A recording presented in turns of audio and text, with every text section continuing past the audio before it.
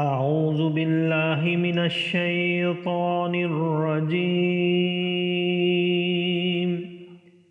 میں پناہ مانگتا ہوں اللہ کی شیطان مردود سے۔ بسم اللہ الرحمن الرحیم۔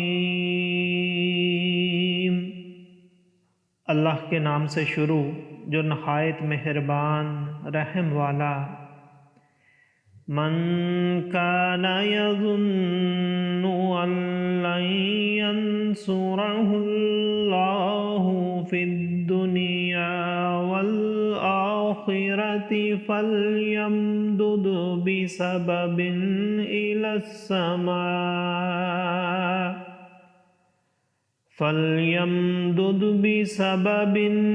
السماء ثم ليقطع فلينظر هل يذهبن كيده ما يغيظ وكذلك أنزلناه آيات بينات وأن الله يهدي من يريد إن الذين آمنوا والذين هادوا والسابئين والنصارى والمجوس والذين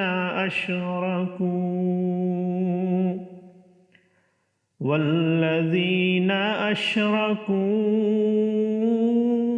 إن الله يفصل بينهم يوم القيامة إن الله على كل شيء شهيد۔ صدق اللہ العظیم۔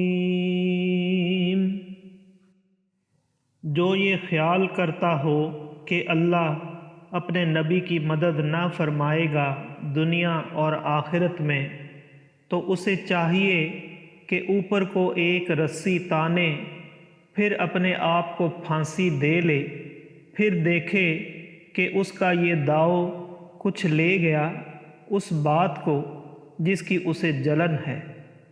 اور بات یہی ہے کہ ہم نے یہ قرآن اتارا روشن آیتیں، اور یہ کہ اللہ راہ دیتا ہے جسے چاہے۔ بے شک مسلمان اور یہودی اور ستارہ پرست اور نصرانی اور آتش پرست اور مشرک، بے شک اللہ ان سب میں قیامت کے دن فیصلہ کر دے گا۔ بے شک ہر چیز اللہ کے سامنے ہے۔ صدق اللہ العظیم۔ معزز سامعین اور حاضرین، آج ہم نے سورہ حج کی آیت نمبر 15 سے آیت نمبر 17 تک کی تلاوت کی اور ترجمہ پیش کیا۔ اللہ تعالیٰ قبول و منظور فرمائے۔ اللہ تعالیٰ میں قرآن پاک کو پڑھنے، سننے، سمجھنے اور اس کے احکامات اور تعلیمات پر عمل کی توفیق عطا فرمائے۔ دوران تلاوت اور ترجمہ اگر کوئی غلطی رہ گئی ہو تو اللہ تعالیٰ میں معاف فرمائے۔ آمین۔ جزاک اللہ۔